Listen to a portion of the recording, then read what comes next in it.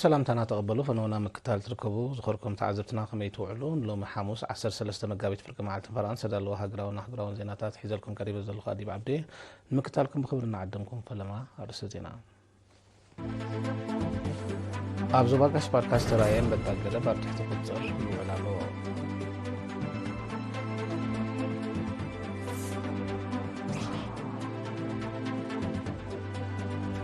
محبر حرشا ونقدي دك نستي إرترا شاي قبائل بسمرا أكانيو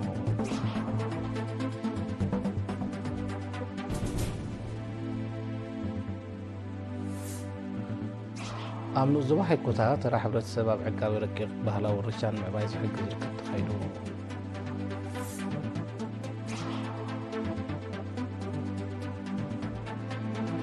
أبزيناتات وصا بريطانيا فرنسا جرمن إيطاليان بولندن يوكرين زبرو وتاقراو دقف كم زمزلو دقيمن الرقاقيزان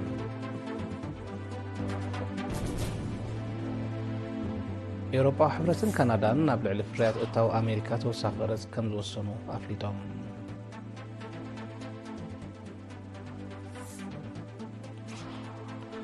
تشاينا روسيان إيرانن صباح 14 مقابيت أب قداي نيكليسا مدبات إيران ستوكور ركب كم زكايدا تغاليحو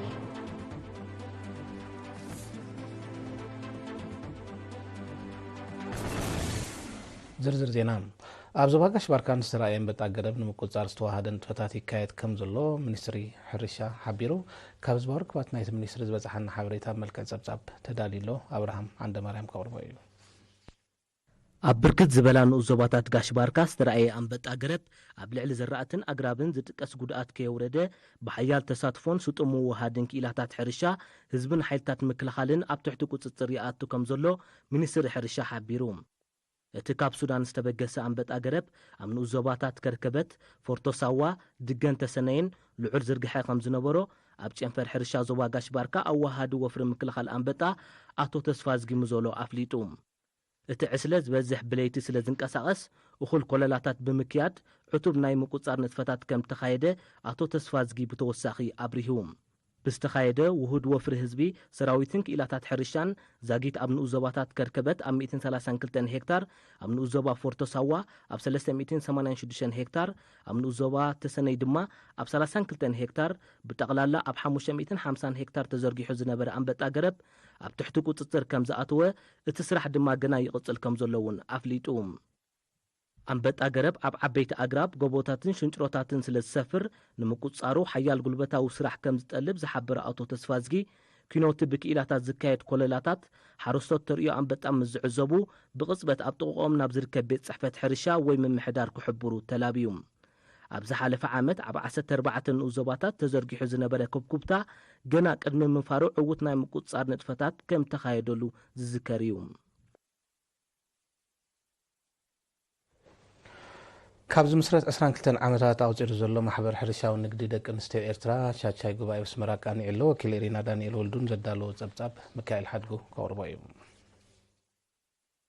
محبر حرشا ونقدي دك أنسيو إرترا بعصرتو كلتا مقابيت بسمرا شاي قبائي أنيعوم أدومبر محبر ويزور عبرت هابتا قرقش عبز سمعوتو مغفت غال هكايريت كوميتا عبناي كلتا عامت عدميا ناي سلست عام استراتيجيكا وطن كم زدالوتن أو ورح لكاتيت كلتشون 25 هقراو على كم زودبتن حبيرا صحفيت محبر ويزورو لتخيدان كحساب زقربتو تصبصب أبالات بب موين تطرنيفن بقجلة كم زسرحا كم تقبره بب ورحو زودب مرئيت بازار دماز مسكن وصيت كم ترخبو عرديا بزي كازي بوشت أو عغمي محبرن بمتحبار منيسر حرشان هاكوسن أب مريتن فريامنتن بهرياون سبسورحو دقعنا تقاومون عداغان عماويلن محدرا فاينانسن لغاحن مقبنا تاحزون كومون أب معشقن حلاقتن زاتوكورة سلطناتات كم تخايدة بمتقاس سالاز سلطناتات زقبر متبعن حيال سعر أبالاتن أو وسخ كبري وحس معشقن حلاقتن عبي سرح كم تعم أبريهام منيسر حرشا تعرف فاينة برهدما محبر حرشا ونقدي دك آنستيو إيرترا نتفتاتون فرياتون كاب جيزين عبي متسو كانتلو كابزو زلو معبيلو تودا دار نكخون بزح سرح كم زتورفو أبريهوم تساتفتي بوغونو محبر مسهامادة طوور ركب كهلو زرقح محبر ناب كل انزواتات كسفح منس يادك أنسيونا محبر نمترناف كسرح حتو بوتا مشيط فرياتكا أغالبو كقبرلو زبل حسابات أغريبوم ኣብ መወዳእታ ጉባኤኛታት ኣብ ጸብጻብን ንድፊ ቋምን ማሕበር ብዕንቆ ድሕር ምዝታይ ንዝመጽእ 2 ዓመታት እተገልግለን ኣካይዲት ኣካል መሪጸን ኣብ 2003 ዝተመስረተ ማሕበር ሕርሻዊ ንግዲ ደቂ ኣንስትዮ ኤርትራ ኣብ ሃገራዊ ውጥን ውሕስነት መኣዛዊ መግቢ ኣበርክቶ ንምግባርን መነባብሮ ኣብ ሕርሻዊ ንግዲ ዝነጥፋ ደቂ ኣንስትዮ ንምምሕያሽን ኣብ ትሕቲ ጽላል ሚኒስትሪ ሕርሻ ይነጥፍ ኣብ ዞባ ጋሽባርካ ትግባር መደባት ውሁድ ተሳትፎ መንእስያትን ደቂ ኣንስትዮን ኣብ ሕርሻዊ ልምዓት ዝተኮሩ ዓውድታት ዘተ ኣብ 13 ንኡሳን ዞባታት ተኻይዶም ወኪል ኤሪና ቅዳው ተወልደን ዘዳለዎ ጸብጻብ ፍርቱና ዓንዶም ክተቕርባ እያ ማዕዛዊ መግቢ ንኹሉ ኣብ ኩሉ ብዝብል እስትራቴጂ ሚኒስትሪ ሕርሻ ንምዕዋት ኣብ ንኡስ ውህድ ስድራ ቤታዊ ሕርሻ ንኣሽቱን ማእከሎትን ንግዳዊ ሕርሻታት ከምኡውን መደብ ንኡስ ርቡሕ ቃጽዕ ሕርሻ ዘተኮሩ መደባት ንምትግባር ኣብ 13 ንኡስ ዞባታት ጋሽባርካ ዓውድታት ዘተ ተኻይዶም ኣብቶም ኣብ ውህድ ተሳትፎ መንእስያትን ደቂ ኣንስትዮን ኣተኪሮም ካብ መፋርቕ ወርሒ ለካቲት ዝተኻይዱ ዓውድታት ዘተም ካብ 2024 ክሳብ 2028 ዝዝርጋሕ ስትራቴጂካዊ ውጥን ንምዕዋት ኣቐዲሙ ብተናጸል ክካየድ ዝጸንሐ ሕርሻዊ ልምዓት ብዝተወደበ መልክዕ ንምክያዱ ዝሕግዝ ስሉሳዊ ውህደት ሃማደአ ሃማመተን ሚኒስትሪ ሕርሻን ዝድንፈዓሉ መምርሒ ተዋሂቡን ብዕምቆት ተዘትዩን ኣብ ጨንፈር ሚኒስትሪ ሕርሻ ሓላፊ ኣሃዱ ውጥንን ስታቲስቲክስን ኣቶ ተስፋይ ነጋሽ ነሪና ኣብ ዝሃቦ ሓበሬታ እቲ ዕላማ መረዳእታ ሕብረተሰብ ብሓፈሻ ናይ መንእስያትን ደቂ ኣንስትዮን ድማ ብፍላይ ብምብራኽ መንእስያትን ደቂ ኣንስትዮን ኣብ ምርግጋጽ መኣዛዊ መግቢ ንኹሉ ኣብ ኩሉ ቀላስ ተራ ዝጻወትሉ ባይታ ንምፍጣር ምዃኑ ገሊጾም ኣብ ማሕደርቲ ናይተን ንኡስ ዞባታት ብወገኖም መደባት ውሁድ ተሳትፎ መንእስያትን ደቂ ኣንስትዮን ኣብ ሕርሻዊ ልምዓት ንምዕዋት ኣብ ማሕደርቲ ከባብን ሞያውያን ሕርሻን ቀላስ ተራ ክጻወቱ ከም ዝግባእ ኣስሚሮም ተሳተፍቲ ድማ እቲ መደብ ክኽተልዎ ንዝጸንሑ ኣገባባት ማሕረስ ብስነ ፍልጠታውን ኣርባሕን ኣገባብ ዘማዕብሉሉ ባይታ ዘጣጥሕ ብምዃኑ ዕቱብ ምክትታል ክግበረሉ ብምዝኽኻር ሕርሻዊ ልምዓት ንምድንፋዕ ዝሕግዝ ቀረባት ብኣግኡ ክሕሰበሉ ኣዘኻኺሮም ኣብ ዞባ ሃይኮታ ተራ ሕብረተሰብ ኣብ ዕቃብን ምትሕልላፍን ረቂቕ ባህላዊ ውርሻን ምዕባይ ዝሕግዝ ወከልቲ ህዝቢ መንግስታውያን ትካላት ተማሃሮን ኣብ ማሕደርቲ ከባብን ዝተሳትፍዎ ርክብ ብ9 መጋቢት ተኻይዶም ክኢላታት ዕቃብ ባህላዊ ውርሻታት ኣብ ዝሃቦ መግለጺ ባህሊ ኣብ ሕብረተሰብ ዝርከቡ ወግዕታት ልምድታት እምነታት ስርዓተ ነባብራን ካልእን ከም ዘጠቓልል ብምጥቃስ ብግቡእ ተጸኒዑን ተሰኒዱን ናብ ወለዶታት ክመሓላለፍ ስለ ዝግባእ ተራ ሕብረተሰብ ክዓዝዝ ጸዊዖም ዋና ዳይሬክተር ክፍል ባህልን ስፖርትን አቶ ድሪስ ሳልሕ በወገኑ ተኣስተምራዊ መደብ ኣካል ናይቲ ምውሃድ ክፍል ባህልን ስፖርትን ምስ ኮሚሽን ባህልን ስፖርትን ዝተግበር ዘሎ ዕማም ዕቃቢ ባህላዊ ውርሻታት ከም ዝኾነ ብምሕባር ሕብረተሰብ ብሓፈሻ ዓበይቲ ዓድን ክኢላታት ረቂቕ ባህላዊ ውርሻን ድማ ብፍላይ ብርቲዖም ክሰርሕሉ ተሓሳሲቦም ኣካያዲ ስራሕ ምሕዳር ንኡስ ዞባ ሃይኮታ አቶ ሱሌማን ማሕሙድ ብግዱ ዕቃቢ ባህላዊ ውርሻ ንቕሓትን ሓያል ጻዕርን ስለ ዝሓትት ብክፍል ባህልን ስፖርትን ዝካየድ ዘሎ ስራሕ ንምዕዋት ብወገን ምሕዳር ዘድል ደገፍ ከም ዝግበር ኣረጋጊጹ ኣብ መወዳእታት ተሳተፍቲ ብኽኢላታት ናይቲ ዓውዲ ዘቐረበ መግለጺ ንጸንሖም ኣፍልጦ ዝዕምቕ ምዃኑ ብምጥቃስ ንትርጉምን ትሕዝቶን ረቂቕ ባህላዊ ውርሻን ንምዕቃቡ ክውሰድ ብዛዕባ ዘለዎ ተበግሶታትን ዝምልከት ኣስተምህሮታት ክሳብ ምሕደራት ከባብን ዓድታትን ክወርድ ተላብዮም 8 መጋቢት ኣህጉራዊ መዓልቲ ደቂ ኣንስትዮ ኣግዕዞ ደቂ ኣንስትዮን ልምዓት ብዝብል ቴማ ኣብ ዝተፈላለያ ክትማታት ሕቡራት መንግስታት ኣሜሪካ ኢጣልያ ካናዳ ኣውስትራልያ ጀርመን ሽወደን ደቡብ ሱዳን ዱባይ ኬንያ ስዊዘርላንድ ዓባይ ብሪጣንያ ቤልጅየም ፈረንሳን እስራኤልን ብኽብ ዝበለ ስነ ስርዓት ተጸንቢላ ዳናይት ገብሪዎት ንዝወሃደቶ ጸብጻብ ገረ መስቀል ገረስጌር ከቕርቦ እዩ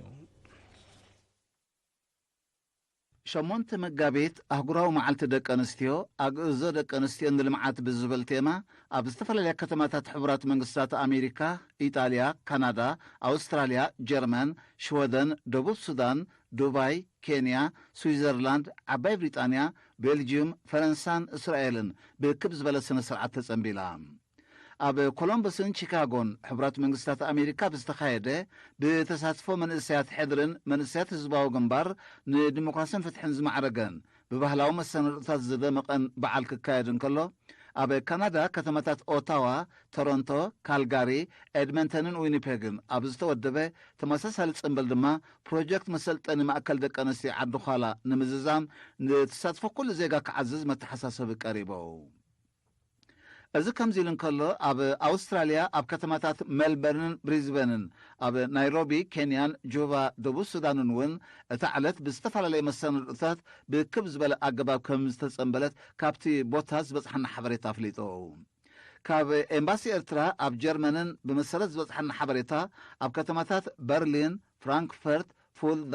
ቮፐርታል፣ ከለን፣ ካርልስሩህ፣ ዱዘልዶርፍ፣ ሃናው፣ ኡልም፣ ካስል፣ ሽቱትጋርት፣ ሃምቡርግ፣ ቤልፊልድ፣ ኑረምበርግ፣ ማንሃይም፣ ካይዘርስላውተርን፣ ድራይ ኣሽን፣ ዳርምሽታትን ኣብ ዝተኻየደ ጽምብል ቃል ሃገራዊ ማሕበር ደቂ ኣንስትዮ ኤርትራ ክቐርብ እንከሎ እቲ ኣጋጣሚ ማእከል ስሕበት መንእስያት ኮይኑ ውዒሉ።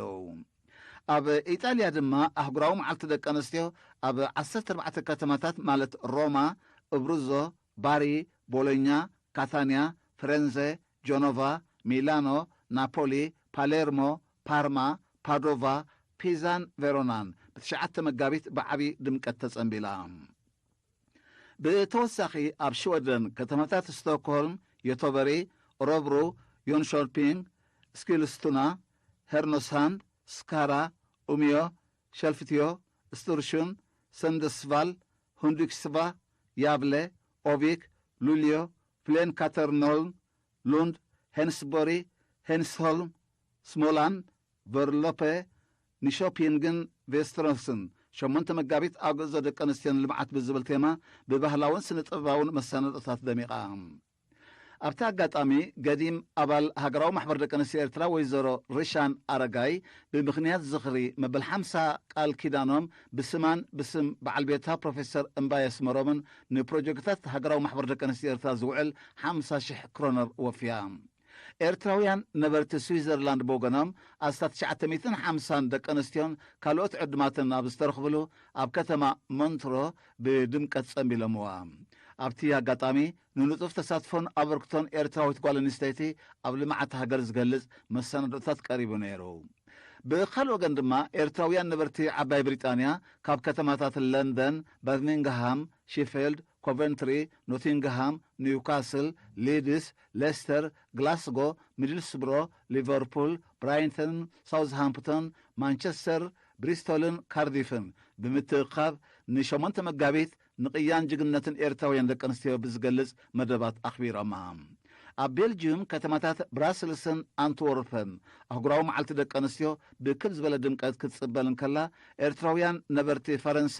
ዱባይን ሰሜን ኢማራትን ከምኡውን እስራኤል ነቲ ዕለት ብዝበቅዕ መሰናዶታት ዘኪሮማ። ኣዴታት ቅድሚ ጥንሲ ኩነታት ጥዕናን ክፈልጣ ዓብ ረብሓታት ከም ዘለዎ ሙያውያን ይምኽሩ። ወኪል ሪና ዞባ ዓንሰባ ስፋ ሚካኤል ግብሬስ መልክዕ ጸብጻብ ዘዳለው ትሕዝቶ እልልታ ሃብቲ ማርያም ከተቕርበ እያ። ኣዴታት ቅድሚ ጥንሲ ኩነታት ጥዕናን ክፈልጣ ነፍሰንን ዝውለድ ዕሸልን ውሕስነት ስለ ዘለዎ ክዝውተር ሙያውያን ጥዕና ይምኽሩ። ካብ ክፍሊ መወለዳን ሆስፒታል ከረን ዶክተር ልዋም ተወልደን ዶክተር ዑስማን ዓልን ንኤርና ኣብ ዝሃቦ ሓበሬታ ኣዴታት ቅድሚ ጥንሲ ኩነታት ጥዕናን ብሓፈሻ ዓይነት ደመንን ዓቕን ሂሞግሎቢንን ድማ ብፍላይ ምዝፈልጣ ኣብ እዋን ጥንሲ ይኹን ሕርሲ ከጋጥም ዝኽእል ጸገማት ንምንካይን ንምውጋድን ኣበርክቶ ከም ዘለዎ ኣብርሆም።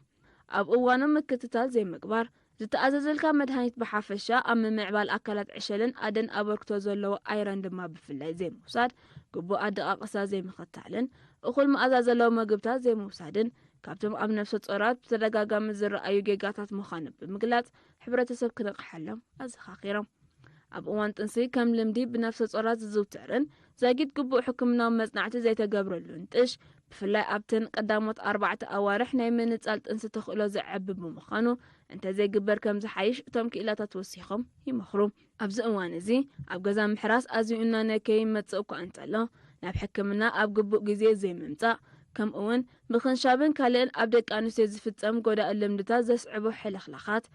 ኣብ ግዜ ሕርሲ ንጥዕና ኣደን ዕሸልን ንሓደጋ ዘቃልዕ ብምዃኑ ብምጥቃስ ንምግትኡ ዝካየድ ጎስጓስ ክሕይል ተላብዮም። እቶም ሙያውያን ኣብ መወዳእታ ጸባ ኣደ ብዙሕ ጥቕምታት ዘለዎ ብምዃኑ ኣዴታት ብዝተኻእለ መጠን ብፍላይ ኣብተን ቀዳሞት 6 ኣዋርሕ ንውለደን ጸባ ጡብ ብዘይካልእ ተወሳኺ መግቢ ብምዝውታር ውሕስነት ዕብየቶም ከረጋግጻ ተማሕጺኖም። ዝኸርኩም ተዓዘብቲ ስዕብ ዜና ወጻኢ ደጊምና ንምክታልኩም ብኽብሪ ንዕድም።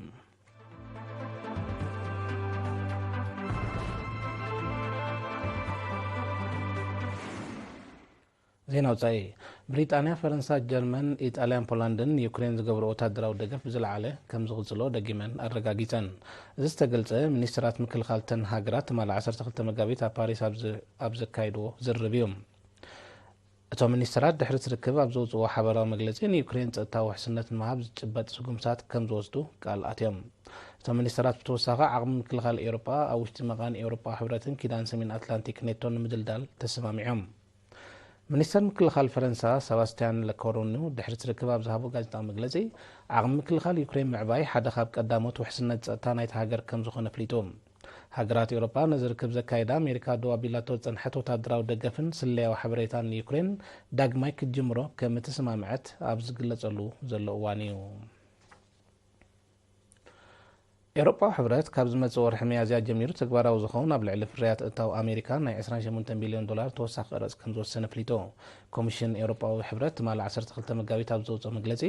እዚ ስጉምቲ እዚ መልሰ ግብሪ ናይቲ ምሕዳር ዶናልድ ትራምፕ ኣብ ልዕሊ እታዊ ፍርያት ሓጺንን ኣሉሚንየምን ዝወሰኖ ናይ 25 ሚእታዊ ተወሳኺ ቅረጽ ከም ዝኾነ ኣነጺሩ ይኹን እምበር ንዝርብ ክፉት ምዃኑን ምውሳኽ ቅረጽ ንዝኾነ ወገን ከም ዘይርብሕን እቲ ኮሚሽን ብተወሳኺ ሓቢሩሎ እዚ ከምዚ ኢሉ እንከሎ ካናዳውን ከም መልሰ ግብሪ ናይቲ ምሕዳር ዶናልድ ትራምፕ ዝወሰዶ ስጉምቲ ኣብ ልዕሊ እታዊ ፍርያት ኣሜሪካ ናይ ልዕሊ 29 ቢልዮን ዶላር ተወሳኺ ቅረጽ ከም ዝወሰነት ኣፍሊጣ እቲ ስጉምቲ ካብ ሎሚ 13 መጋቢት ጀሚሩ ተግባራዊ ከም ዝኸውን ሚኒስተር ፋይናንስ ካናዳ ዶሚኒክ ሌብላንክ ገሊጹ ፕረዚደንት ዶናልድ ትራምፕ ኣቐዲሙ ኣብ ልዕሊ እታዊ ሓጺንን ኣሉሚንየምን ዝወሰኑ ናይ 25 ሚእታዊ ተወሳኺ ቅረጽ ካብ ትማሊ 12 መጋቢት ተግባራዊ ከም ዝኾነ ዝፍለጥ እዩ ብኻልእ ወገን መንግስቲ ቻይና ሕጋዊ መሰላትን ርብሓታትን ሃገሩን ምሕላው ኣድላይ ስጉምታት ከም ዝወስድ ኣፍሊጡ ኣፈኛ ሚኒስትሪ ጉዳያት ወጻኢ ሊንጂያን ኣብ ዝሃበቶ መግለጺ ተግባራት ኣሜሪካን ሕግታት ውድብ ንግዲ ዓለም ዝጥሕስ ከም ዝኾነ ገሊጻ ብዘይካዚ ኣሜሪካ ኣብ ልዕሊ ፍርያት ቻይና ተወሳኺ ናይ 10 ሚእታዊት ቅረጽ ክትውስን ኣብ ትዳልወሉ ዘላ እዋን ሃገራ ኣብ ልዕሊ ፍርያት ሕርሻ መግብን ኣሜሪካን ናይ መልሰ ግብሪ ስጉምቲ ከም ትወስድ ኣጠንቂቓላ ቻይና ሩስያን ኢራንን ጽባሕ 14 መጋቢት ኣብ ጉዳይ ኒውክሌሳዊ መድባት ኢራን ዝተኮረ ርክብ ኣብ ከተማ ቤጂንግ ከም ዘካየዳ ተቓሊሑ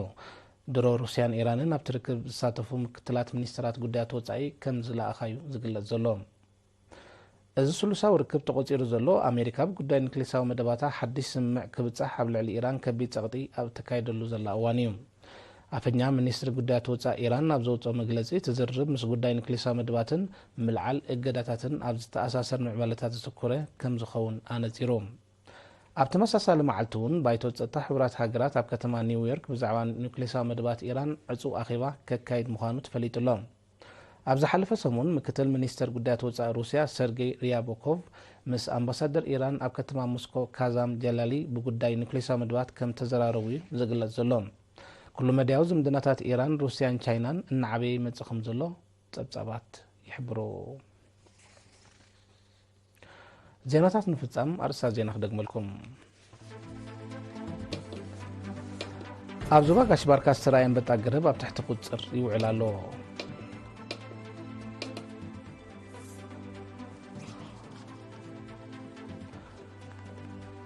ማሕበር ሕርሻዊ ንግዲ ደቂ ኣንስትዮ ኤርትራ ሻቻይ ጉባኤ ብስምራ ኣቃኒዑ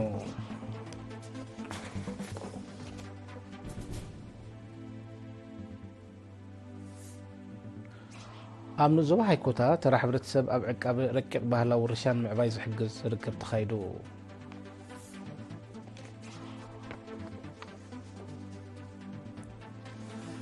ብሪጣንያ ፈረንሳ ጀርመን ኢጣልያን ፖላንድን ዩክሬን ዝገብሮ ወታደራዊ ደገፍ ከም ዝቕጽልዎ ደጊመን ኣረጋጊጸን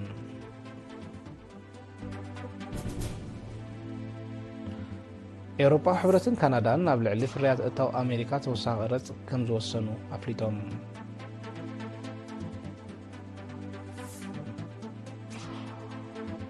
ቻይና ሩስያን ኢራንን ጽባሕ 14 መጋቢት ኣብ ጉዳይ ኒውክሌሳዊ መድባት ኢራን ዝተኮረ ርክብ ከም ዘካይዳ ተቓሊሑ